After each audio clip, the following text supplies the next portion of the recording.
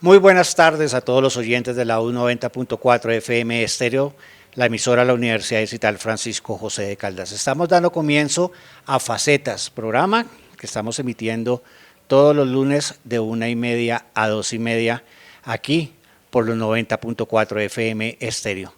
Quiero saludar a una gran actriz, a una gran cantante. Ella es Diana Ángel. Diana, muy buenas tardes, gracias por aceptar la invitación, por acogernos aquí en tu casa. Muchísimas gracias a ti por pensar en mí, por venir, por insistir, porque vivimos muy ocupados en este medio, pero qué delicia poder sentarse un ratico a conversar. Diana, ¿cómo está integrada tu familia? Mi familia en este momento somos mi mamá, mi hijo y yo, porque éramos un cuarteto maravilloso, pero mi padre muere de COVID en el 2021, hace muy poco, y pues nada, tuvimos una pérdida bastante dolorosa, muy repentina, y bueno, nos quedamos los tres mosqueteros solitos. Ahorita más adelante estaremos hablando de tu papá, un gran actor también, un gran personaje de la televisión colombiana. Diana, ¿dónde estudió? Yo estudié en varios colegios en mi infancia, estudié en el angloamericano en mi primaria, luego pasé a un colegio del distrito que se llama La Merced, en donde terminé mi bachillerato, luego entré a estudiar en la ASAP música, hice 7 semestres de música, pero me incliné mucho por la actuación y salí y empecé a estudiar más y a meterme más en la actuación. Pues llevo 25 años actuando y me gradué de maestra en artes escénicas de la Universidad de Antioquia. Diana, ¿cómo fue a Diana Ángel en el colegio? ¿Qué tan juiciosa fue? ¿Qué tan distraída fue? ¿Qué tan rebelde fue? El colegio, ay, yo sufría mucho el colegio porque sentía que la educación que me daban en esa época, sobre todo, pues entré al colegio en los 80s, me parecía que era muy conductista, que era muy, todo había que aprendérselo de memoria, era como obligado, entonces me frustraba mucho el colegio realmente, me sentía un poco prisionera del colegio, pero siempre fui muy feliz con los amigos, con los compañeros, con lo que significaba socializar. Me parece maravilloso poder estar con las personas, hablar con ellas, entenderlas, conocerlas.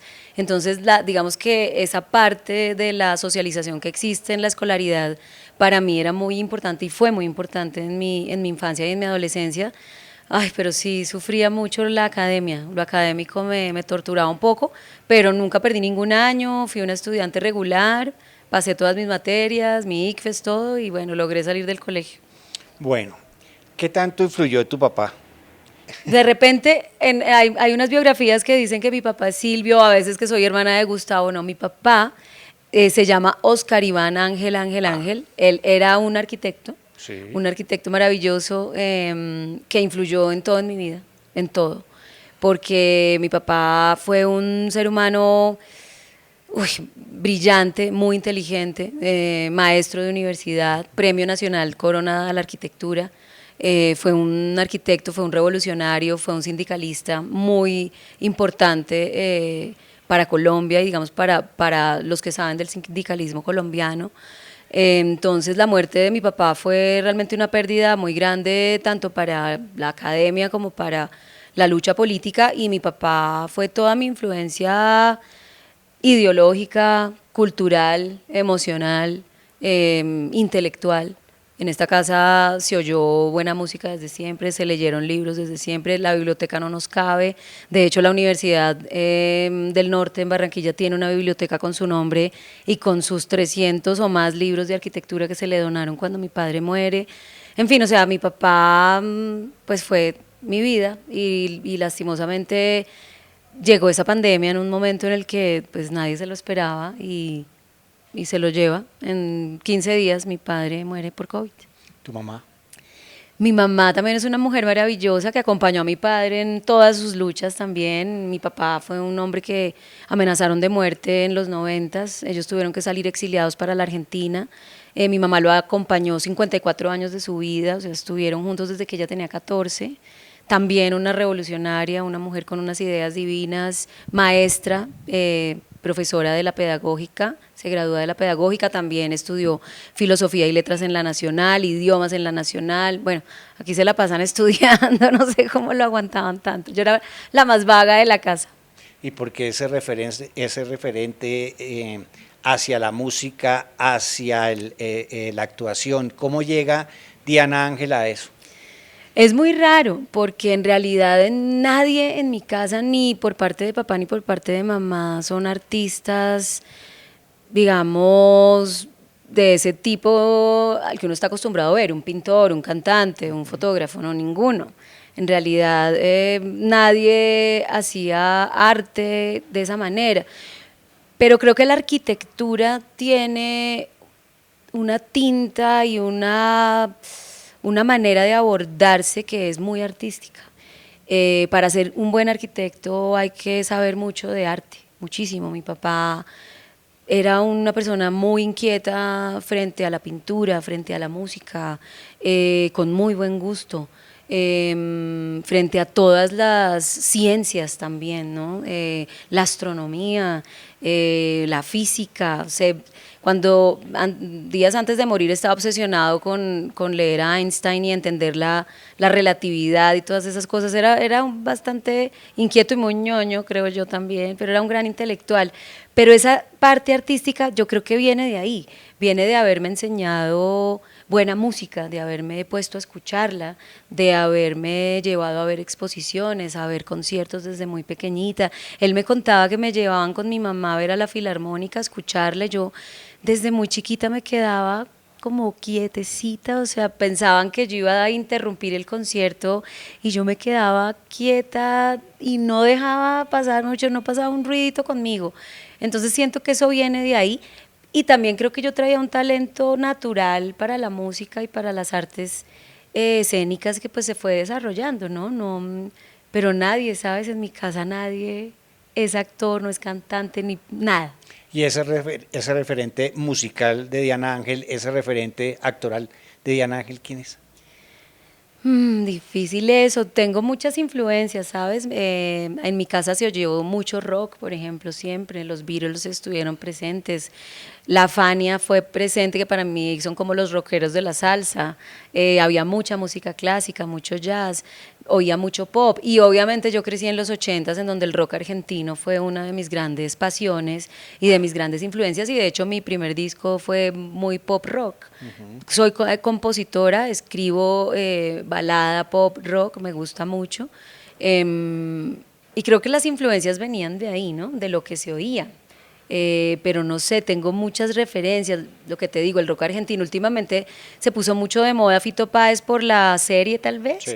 pero nosotros oímos Fito desde que estamos chiquitos, de hecho mi hijo es pianista, toca piano y ahora él tiene 18 años y de las cosas que más toca es Fito, por ejemplo. Entonces sentimos que mucha de esa corriente argentina es muy, muy cercana a mí. Tengo muchas corrientes anglo también, soy muy amante de los Guns N' Roses, por ejemplo, del rock viejo, o de las grandes cantantes como Adele, o como Aretha Franklin, o como Pink, o rockeros nuevos como, no sé, tengo muchos, me encanta la rumba además, entonces voy, oigo música, a donde me lleves, yo me voy de fiesta.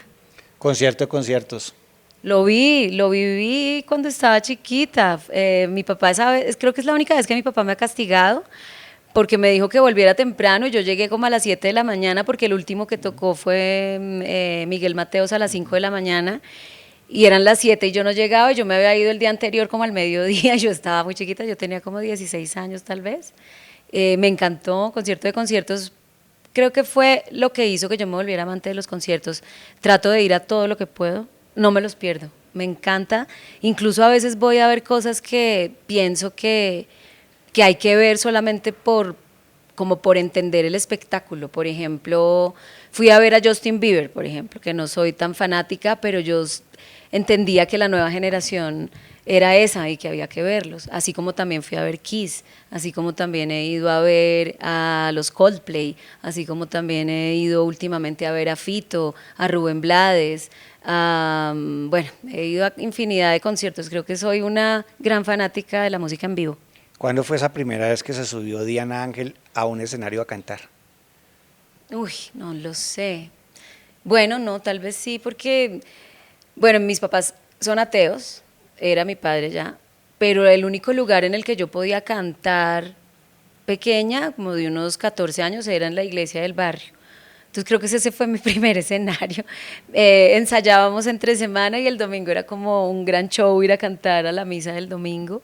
Luego entré a estudiar en la SAP Música y pues uno de los recursos para los estudiantes es tocar en bares, tocar a la hora del almuerzo, entonces también toqué en restaurantes, también canté en bares muchas veces. Pero creo que solamente cuando lancé mi disco, mi primer disco, pues digamos que tuve una tarima ya que era propia, ¿no? Y de ahí pues he tenido muchas. ¿Qué pasó con el tema musical, el de producir, pues obviamente, discos? Vimos pues obviamente, o hablamos definitivamente del disco que usted produce. ¿Cuántos más logró sacar y qué ha hecho fuera de la escena de las noches en tertulias, en reuniones familiares, en los mismos computadores, en la misma casa que ha hecho de producción musical?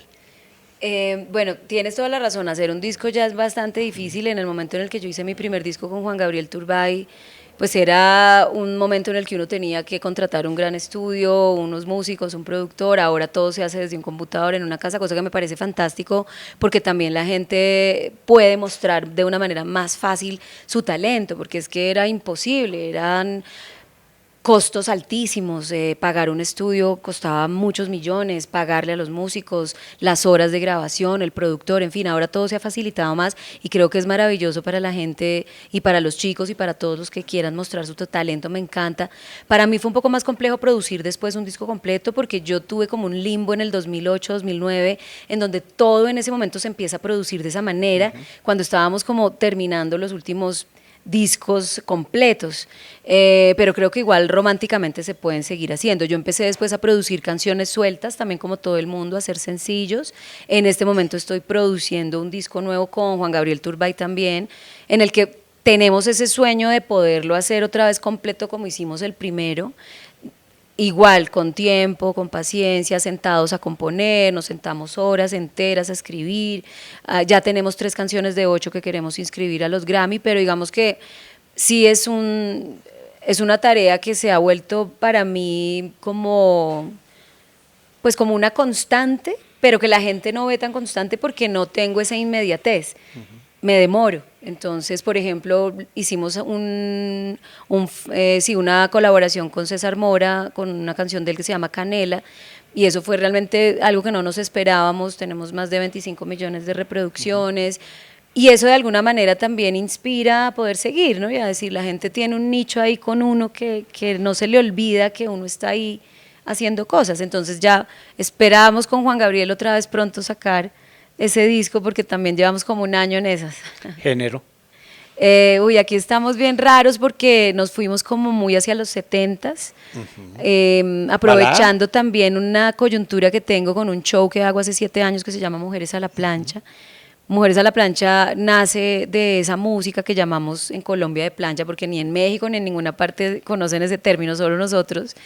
Esas grandes cantantes que me inspiraron, mi mamá me puso a oír muy chiquita Rocío Dúrcal, por ejemplo, Daniela Romo. En mi casa se oía también esa música en donde esas voces para mí eran como maravillosas. Yo decía, uy, yo quiero cantar así algún día. Y el fenómeno de Mujeres a la Plancha ha sido una locura y llevamos 7 años sold out todas las noches en el Teatro Nacional. De ahí también se inspira Amazon Prime para hacer una serie que se llama Grito Herido. Y agarramos con Juan Gabriel como todas esas influencias que venían de esa música, de esas baladas desgarradoras, pero que tienen también una cosa moderna que se le puede meter, ¿no? O sea, uno escucha a Billie Eilish, por ejemplo, y entiende esos sonidos tan cercanos, esa voz tan metida como en tus oídos. Estamos experimentando con esas cosas de influencias de los 70s, de los 80s, pero con mucha tecnología moderna.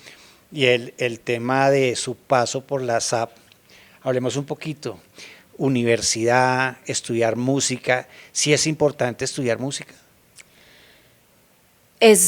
Pues es importante siempre y cuando tú sientas que necesitas de la academia para hacer algo diferente o aprender algo distinto. La SAP para mí fue un lugar que me salvó la vida. La SAP es la Academia Superior de Artes de Bogotá, que es, primero que está en un lugar que es como ir a la guerra. En ese momento era San Victorino, donde sí. pasaba de todo, pero uno entraba como a un oasis en medio del desierto, porque es una construcción republicana hermosísima. Solo se estudia arte en la SAB, entonces hay danza contemporánea, artes plásticas, pintura, música, y para mí entrar al Corral de las Artes, como lo llamaban en ese momento, fue salvador. Y sí me parecía importante porque yo quería aprender partitura, porque yo quería leer, porque yo quería tocar saxofón, por ejemplo, y era muy difícil como conseguir de repente un maestro por ahí. Había que entrar a la universidad. Mi papá fue un defensor de la academia y yo una pelea en contra, pero también llevé ese sueño de él como a ir a estudiar y poderse graduar. Lo que me sucedió a mí en la SAP fue muy particular, y es que yo empecé a ver paralelamente la carrera de actuación. Yo la veía solamente porque no nos permitían a los de música hacer teatro y viceversa. Era muy extraño eso para mí. Me parecía que la integralidad del arte era importante, pero en esa época, cuando yo entré a la SAP en el año 92, siglos atrás, la integralidad era mal vista. Era como que uno es músico o es actor, usted no puede hacer ambas cosas, y pues, ¿por qué no? Y me empecé a apasionar con la actuación de una manera que yo no entendía. Digamos que yo soy buena para la música, soy intuitiva, soy cantautora, pero yo no me siento como pez en el agua, como me siento en el teatro o como me siento en las tablas. Creo que el virtuosismo musical no es mi fuerte, no es lo mío, eso no lo tengo yo. Tengo un talento, sí, pero no tengo un virtuosismo, y siento que me muevo más fácil en la actuación, y me empecé a apasionar con la actuación y tuve una gran pelea en la SAP por eso, porque empecé a actuar antes de terminar música y me dijeron más o menos, está loca, se va, y yo mandé a volar la universidad, me fui de rebelde y empecé a hacer talleres por fuera, a trabajar en la actuación, pero también entendí que la actuación se estudia también. ¿Cómo llega la actuación, Diana? Llegué por casualidad en la SAP. En la SAP, yo estudiando música, estaban buscando a un actor que tocara un instrumento, que cantara, y nadie hacía eso. Y yo tenía una relación amorosa con uno que estudiaba dirección, entonces yo veía los ensayos y tenía como esa intuición de todo lo que pasaba y me encantaba. Y hice mi primer casting en el año 94 y me lo gané haciendo música, cantando y actuando una música. Para RTI Televisión hace mucho tiempo. De hecho, ese personaje me dio una nominación a Actriz Revelación, que eso era rarísimo, y una gran pelea también en la SAP, porque era absurdo que sin estudiar lo hiciera, y ahí fue como todo digamos, esa comprensión de lo que significa el talento natural, lo que significa dedicarse a la actuación, más no el actor ocasional o el actor natural, sino cómo enfrentas tú la actuación de una manera profesional. Y lo entendí y me dediqué a estudiar actuación hasta que me gradué. Mi cartón de la universidad es de actriz, no de música. ¿Dónde actuó? ¿Cuál fue ese primer papel que hizo ya saliendo de la universidad? Mi primer personaje fue en una serie muy exitosa en Colombia, en esa época, que se llamaba Clase Aparte. Era una serie juvenil que daban los fines de semana, cuando uno no tenía no tenías ninguna otra escapatoria que ver televisión nacional. Y ahí fue mi primer personaje, y desde ahí no paré nunca más, porque Francisco el Matemático llegó en el año 99, pero yo había hecho muchas producciones desde el 94. ¿Cómo fue ese casting? ¿El de Francisco? No, el de ¿El de Clase Aparte? Clase Aparte. Muy raro y difícil, era con Rodrigo Triana, fue mi primer director. Además, imagínate, yo no era actriz en ese momento, pues, de profesión, o no estaba como acostumbrada a hacerlo. Pero ellos necesitaban algo muy específico, y ellos necesitaban alguien que cantara, que tocara guitarra, que tocara algún instrumento. Yo tocaba saxofón, tocaba guitarra, cantaba, y tenía una naturalidad para los textos especial. Me aprendía los textos muy fácil, me aprendía las líneas de una manera muy tranquila, nunca sufro con la letra. Soy muy rápida, y al tener esa memoria rápida para el texto, lo que hago es hacer un proceso más ágil, y es que incorporo, interpreto y vuelvo natural lo que tengo en la memoria, soltándolo de la memoria. Es algo complejo en la actuación, pero creo que lo abordé desde el primer minuto y eso fue lo que les gustó en RTI de mí y ahí yo no paré de trabajar. ¿Cómo llega Diana Ángel, o más bien, cómo fue recibida Diana Ángel en ese gremio actoral de esa época, que era un grupo muy cerrado, unos grandes veteranos de la actuación, gente que sabía y que pues la gente nueva que iba llegando la veían así con recelo? Tuve una fortuna porque viví los dos lugares.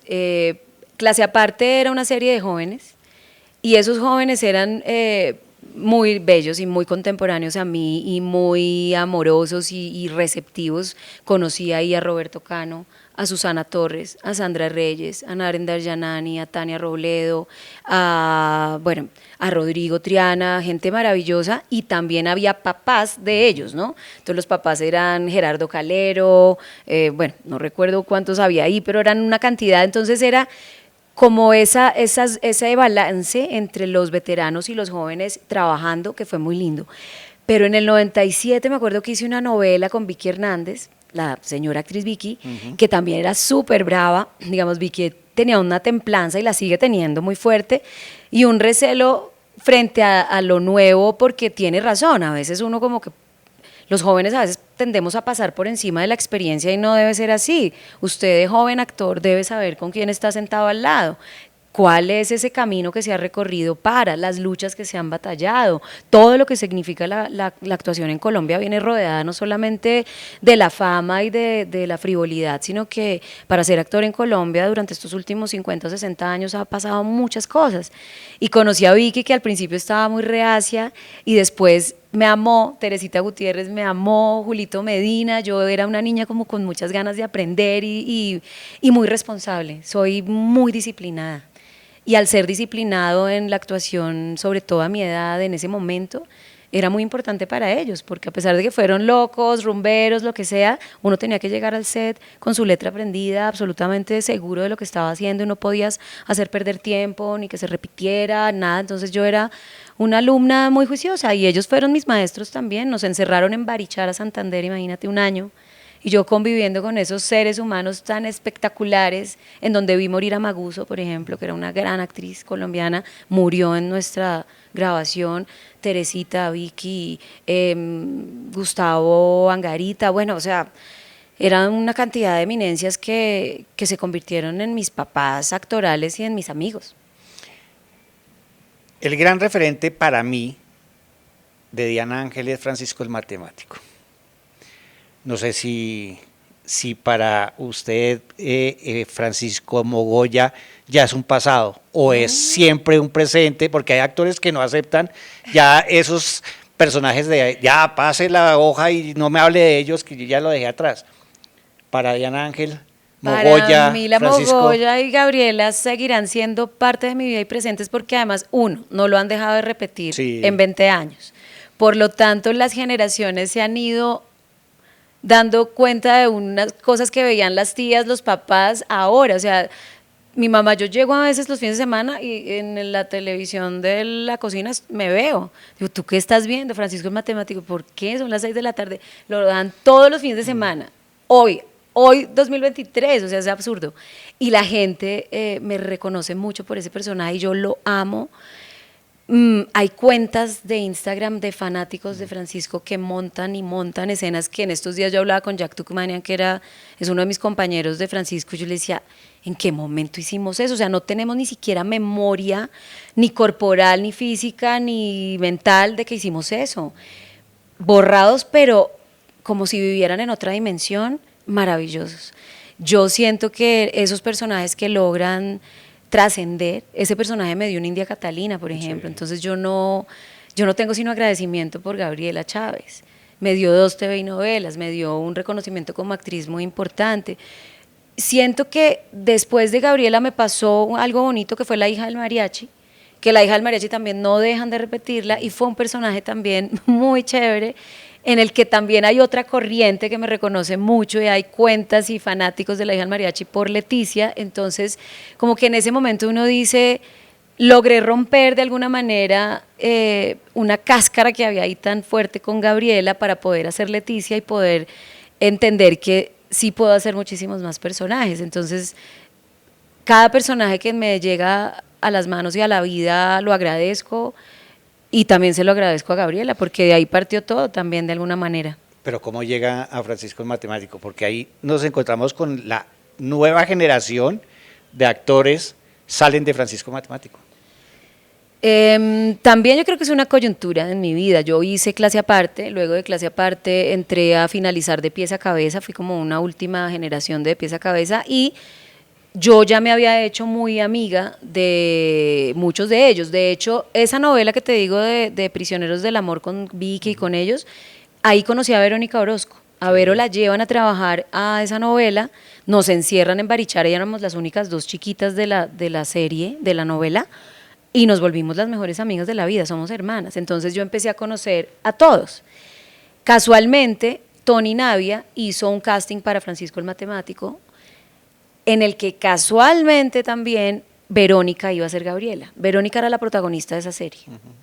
Cuando Tony nos ve haciendo el casting a Verónica de Gabriela, a mí de Magdalena y a Lina Luna, que es la hermana de Carolina Sabino, de Marcela, porque Marce siempre fue Lina, ese día Tony, como que, me acuerdo que ese día hicimos un casting todo el día, llegamos a las 8 de la mañana y salimos a las 8 de la noche. Y ella nos quería ver en todos los personajes, ella ya sabía quiénes querían que fueran sus actrices, pero no tenía muy claro qué quería hacer con el casting. Y propuso la inversa, y era que la buena fuera yo y que la mala fuera Vero. Y eso fue un bombazo. Y ahí llegamos a hacer solo 10 capítulos, porque realmente Francisco eran 10 capítulos, y en estos días nos dimos cuenta que hicimos 1200. ¿Por qué se extiende? Porque fue un hit, porque fue un éxito muy raro. Como Mujeres a la plancha, yo creo que a mí me pasan esas cosas tan divinas.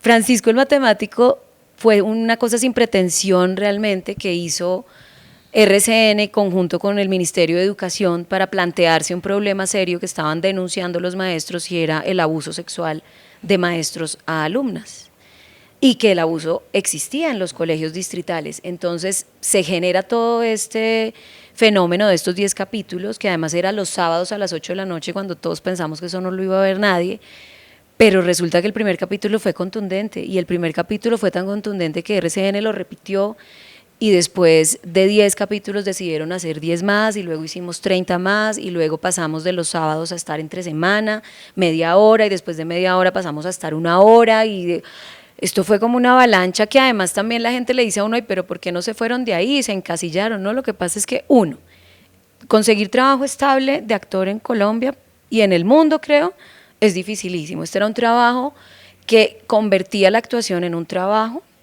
Para decirle a la gente, esto es un trabajo, además es estable, es económicamente estable y usted puede seguir evolucionando como actor en un trabajo así. 2, era un fenómeno rarísimo y eran unos talentos muy especiales que además creo que la veracidad con la que se encarnaban también era muy interesante porque yo estaba encarnando un personaje de 14 años, pero yo ya tenía 22. Entonces ahí realmente había un trabajo actoral muy fuerte de todos. Todos tenían más de 20 años encarnando personajes de adolescentes. Y eran absolutamente creíbles, absolutamente veraces, muy bien dirigidos. Tony Navia es una gran directora.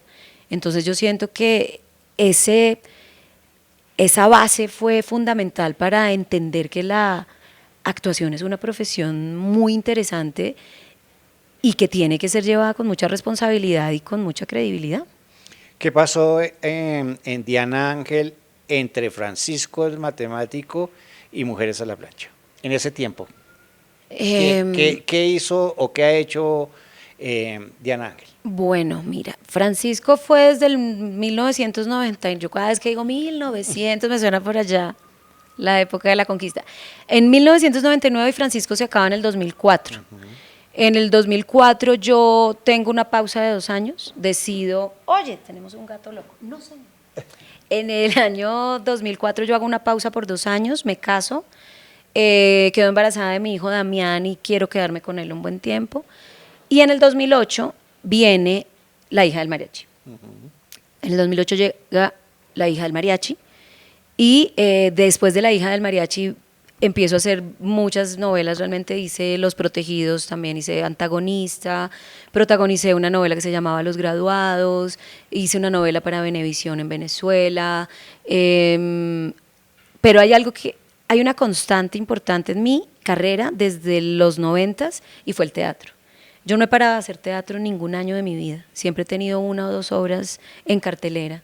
Con el Teatro Nacional, con el Teatro Jorge Eliezer Gaitán, con el Julio Mario, he hecho premios, he ganado premios del ministerio que me han permitido estar en el Teatro Colón, en el Jorge Eliezer, en el Julio Mario, con La maldita vanidad también he trabajado por obras por encargo, estoy estrenando una obra ahora.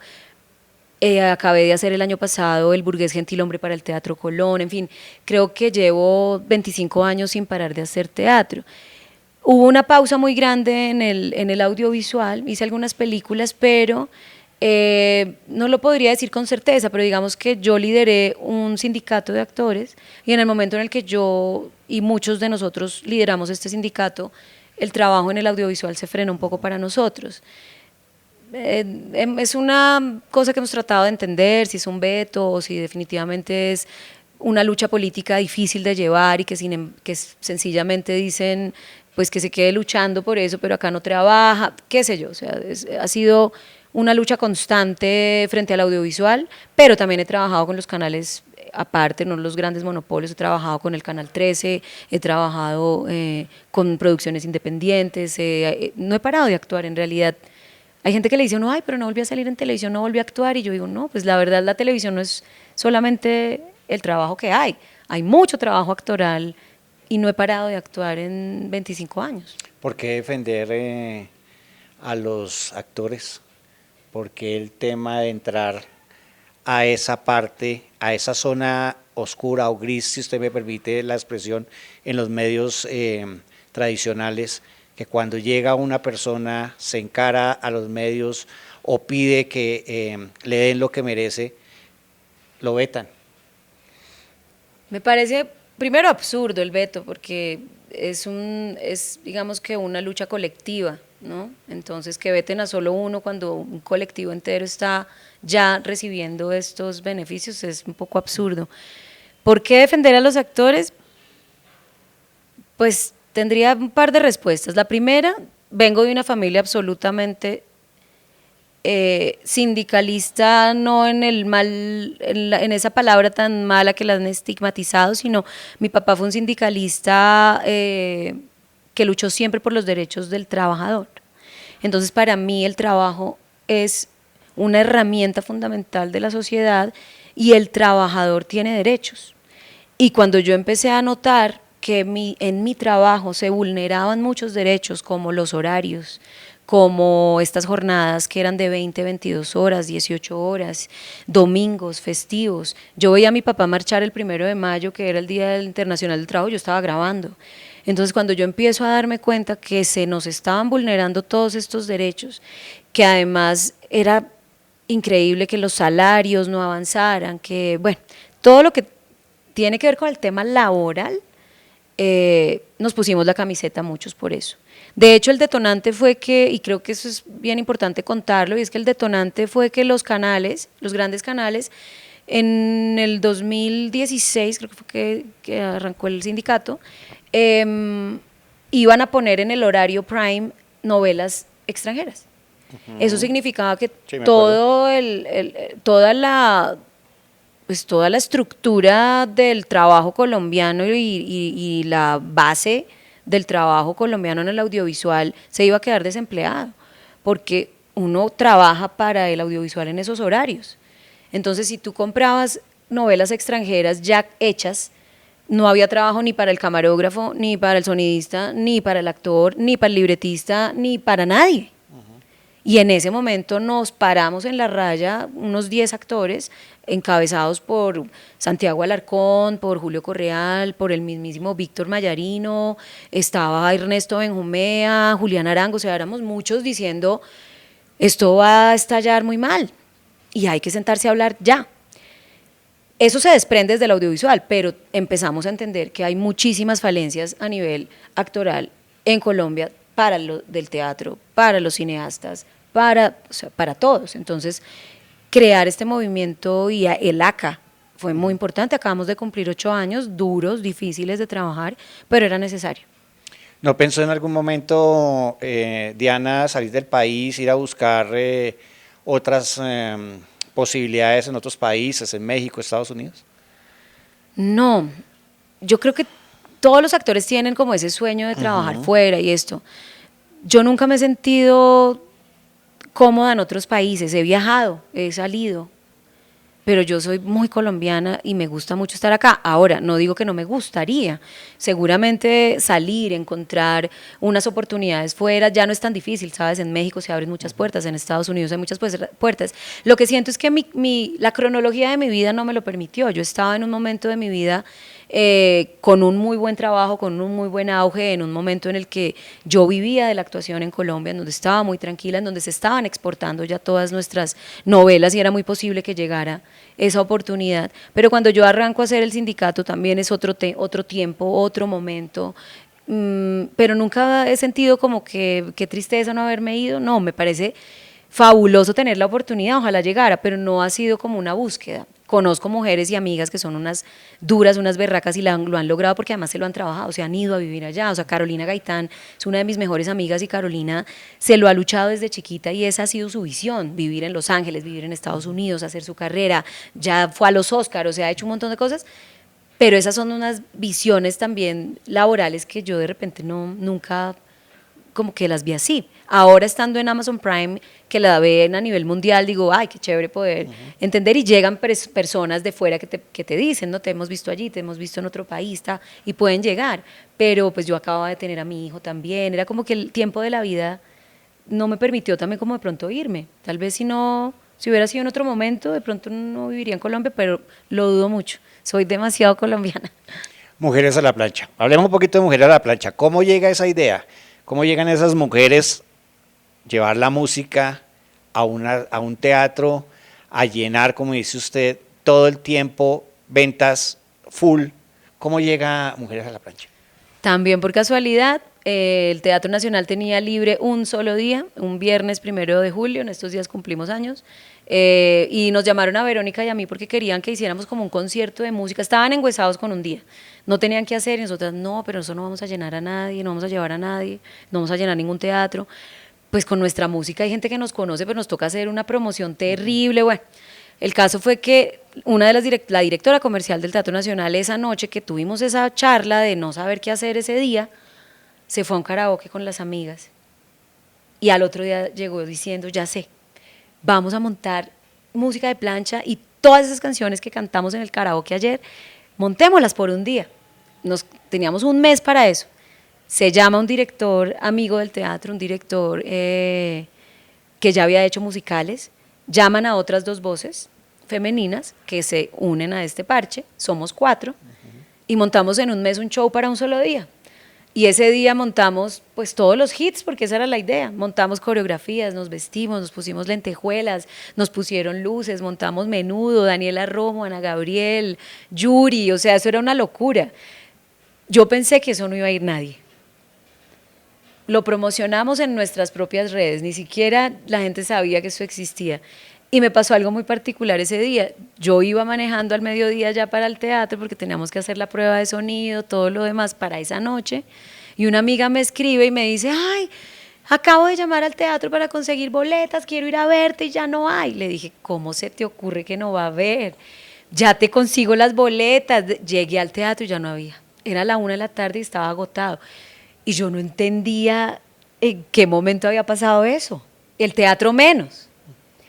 Cuando yo salgo al escenario y empieza a sonar, además porque estrenamos con claridad de Menudo, yo te lo juro, yo creo que yo sentí como si la gente pensara que Menudo estaba ahí.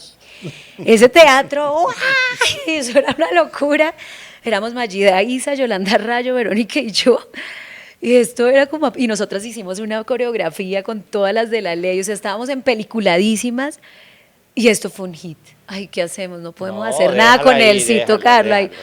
Entonces, fue muy emocionante. Y ese día la directora del teatro, obviamente, dice, ¿qué hacemos con esto? No podemos dejarlo ahí. Eso era un julio. Y nos dijeron que si queríamos hacer los miércoles de septiembre para celebrar el amor y la amistad, entonces dijimos, claro, entonces le metemos más coreografías y les metemos más, parecíamos unas niñas chiquitas, más ropa. Y no, estábamos felices. Entonces, desde julio hasta septiembre, y resulta que en agosto ya estaba agotado todo. Y nos dijeron que si queríamos los martes, y nosotras, no, eso no se va a llenar los martes, ¿quién va a ir a ver eso? Pues se agotaron los martes, se agotaron los miércoles, septiembre, octubre, noviembre, diciembre, y llevamos 7 años. ¿Cómo llegas a Prime? ¿Cómo llegan a Prime ustedes ahí? Porque ya es una plataforma, ya no es solamente Bogotá, sé que han hecho también giras, pero ya es a nivel mundial. Ya Latinoamérica ya las conoce. Un fenómeno. Ya saben quiénes son ustedes. ¿Cómo llegan ustedes ahí? ¿Quién llegó y golpeó la puerta? ¿De allá para acá o de aquí para allá? En el teatro. Mira, yo tengo 2 amigas libretistas, Catalina Palomino y Juliana Barrera. Y ellas eran fanáticas de ir a ver Mujeres a la Plancha, y yo siempre les daba mis 2 cortesías, siempre me regalan 2 boletas. Yo, queremos ir plancha, vayan, queremos ir a plancha. O sea, no se aburren, no, ellas eran felices. Y de repente a ellas se les ocurre una idea, y es, ¿qué tal si estas 5 chicas, porque después metimos a otra, éramos 5 ya, se les escriben unas historias y se mezcla la música? Ellas empiezan a trabajar en esa idea, luego Caracol nos llama a las mismas y nos dice, sería muy chévere si leemos esto, si de repente hacemos un piloto de esto, a ver qué pasa. Bueno, hicimos ese piloto en donde cantábamos, teníamos historias, era un piloto que ni siquiera se llamaba así todavía, tenía, no me acuerdo, no, creo que sí, siempre se llamó A Grito Herido.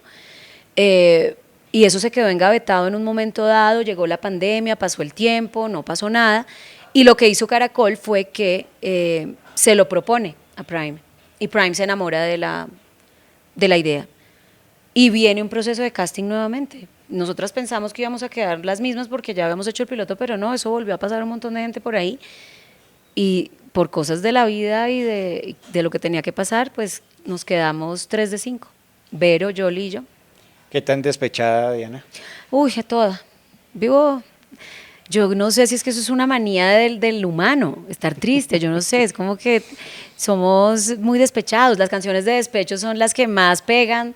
Hay muchas canciones felices, sí, la vida es un carnaval y eso, pero de ahí para adelante todas son de despecho. Somos muy despechados y nos encanta tomarnos unos traguitos despechados y llorar, y la tusa es el gancho.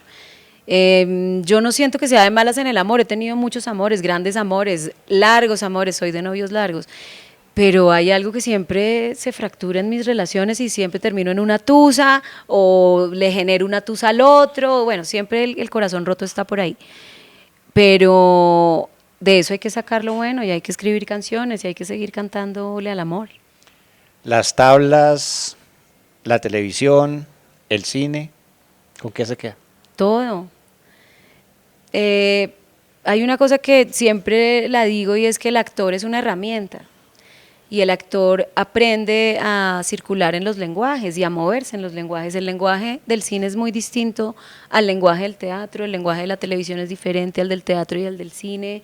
En donde pongas a un actor tiene que entender el lenguaje y yo amo los 3 lenguajes, me fascina la cámara del audiovisual, de la serie o de la novela, pero también me encanta la cámara de cine y me apasionan las tablas, entonces para mí sería muy difícil que me pusieras a escoger, incluso si metes la música, tampoco podría separarla, aunque a veces para poder vivir de la música hay que dejar la actuación un poco y ahí creo que es donde entra mi conflicto. La ambigüedad. Sí.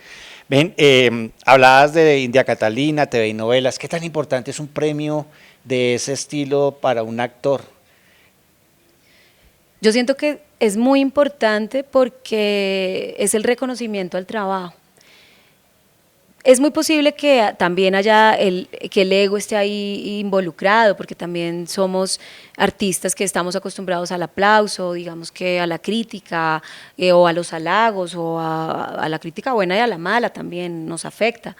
Pero yo siento que el premio no es algo con el que te tienes que quedar marcado y, ay, me gané esto, entonces soy la mejor. No, al contrario. en el momento en el que te ganas un premio es peor, porque tienes que seguir mostrando que tienes con qué y cómo lo vas a lograr y cómo vas a seguir sosteniendo tu carrera. Pero yo sí siento que es bonito, es importante, incluso las nominaciones son bellas, es decir, vieron mi trabajo, reconocen un esfuerzo, reconocen pues lo que hay ahí, porque es como un premio de arquitectura o es como un premio al mejor maestro, ¿sabes? O es como un premio a la mejor obra, al mejor dramaturgo, al mejor periodista. Es que tan bien haces tu trabajo que logren reconocerte. Me parece que es importantísimo el reconocimiento para que te sigas inspirando.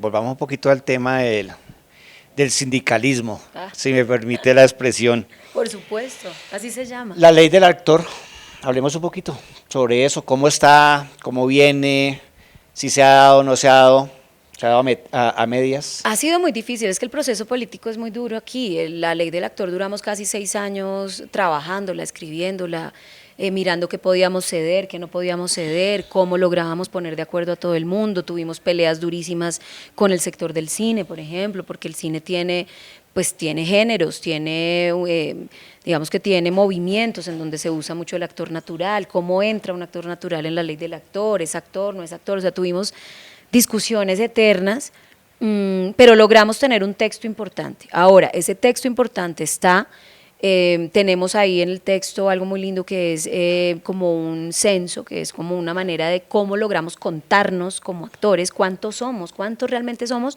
para hacerle entender al gobierno y al país entero que estos no somos 5 gatos que vemos en televisión, somos miles de actores, somos por lo menos más de 15.000 actores a nivel nacional o más, que tenemos conocimiento, porque lo rural es impresionante, hay grupos de teatro rurales y de todo.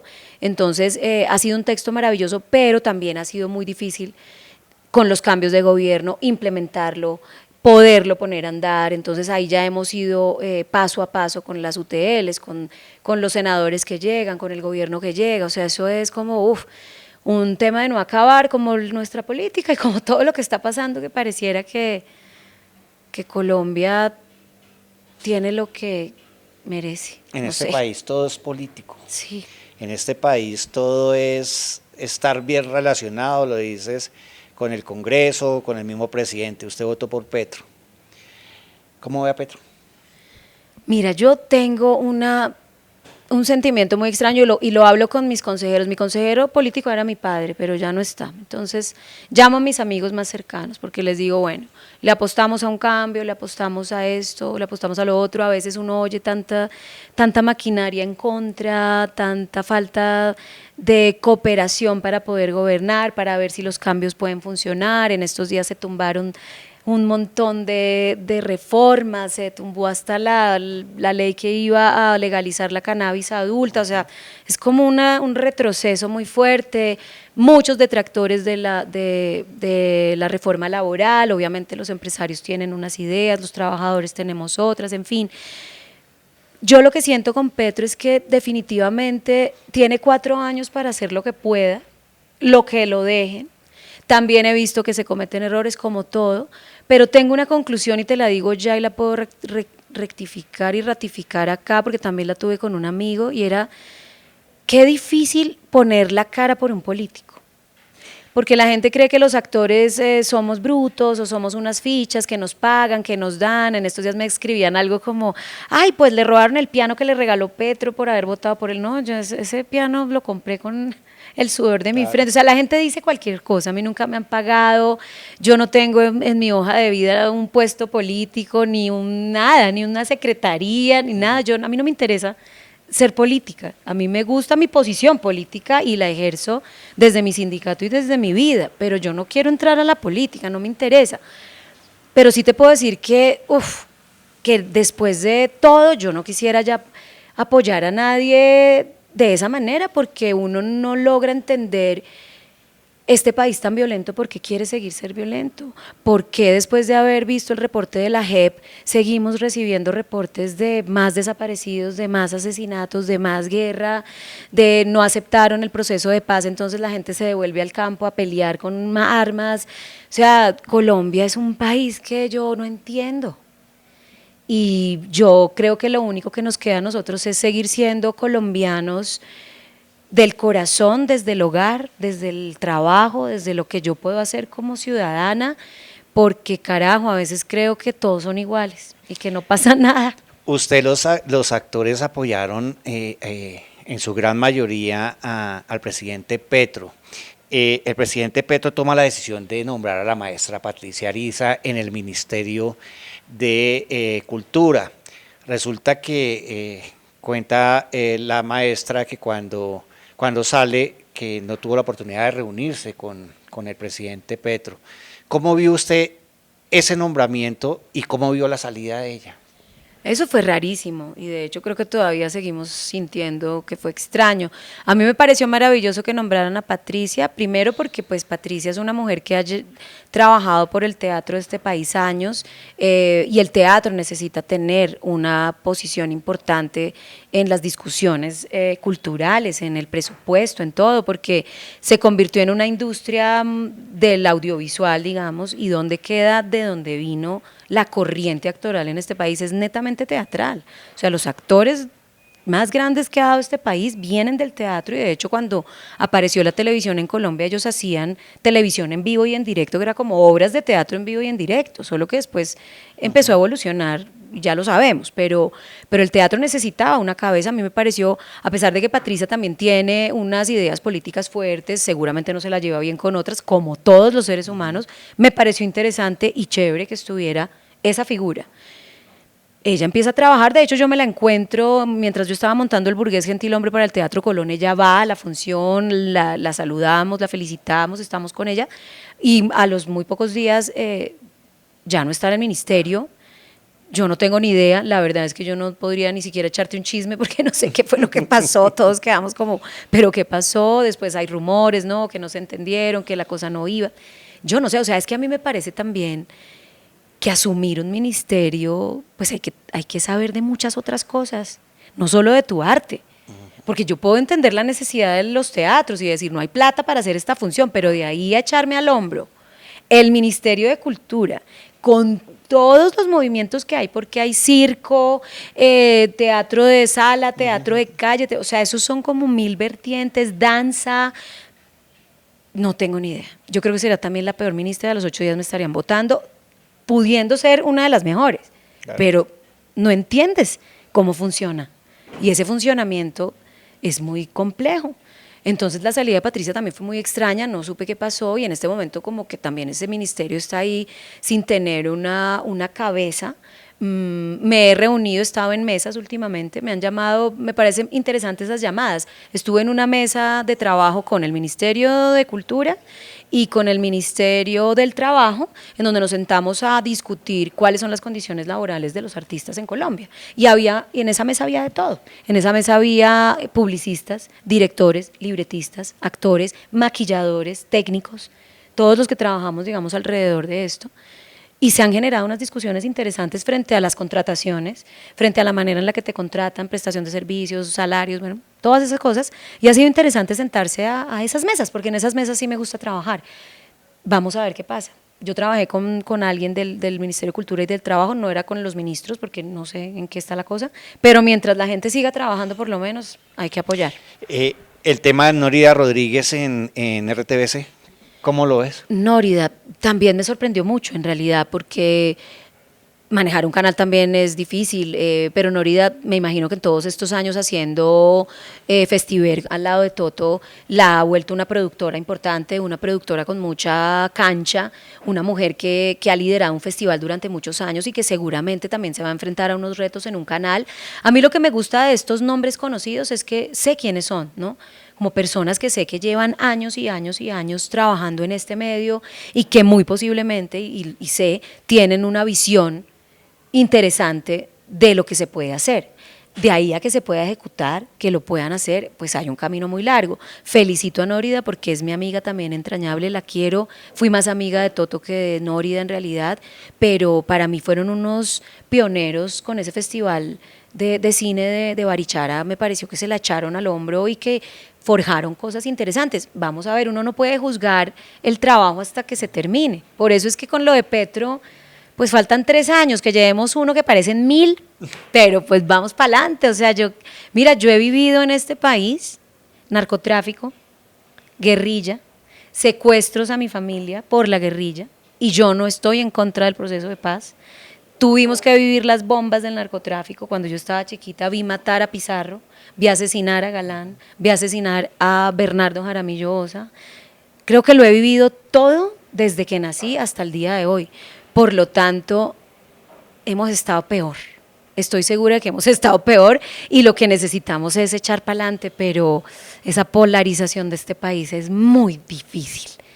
Diana, ya estamos llegando al Cuando final. nos pusimos oscuros. Sí, interesante la charla y todo. Hay que matar a Treplev. A Treplev, ay Dios mío, gracias, denme este minutico para Treplev.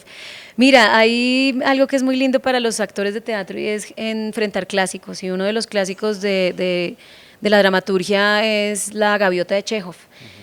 Pero yo conocí a un director joven, graduado de la SAF, que se llama Juan Vilis, con una cabeza loca. Es un muchachito de 32 años que tiene una visión del teatro muy interesante y se ha convertido, digamos, en la figura nueva, vanguardista de la dirección y de la dramaturgia en Colombia, y se ha craneado una variación de La Gaviota que se llama Hay que matar a Treplev, que está bien bonita, y ya me atrevo a decirlo, tenemos las mejores críticas en los periódicos, nos han hecho unos artículos bellísimos, estamos en el Teatro Libre del Centro, solamente 6 funciones porque así es el teatro, esperamos poder hacer más.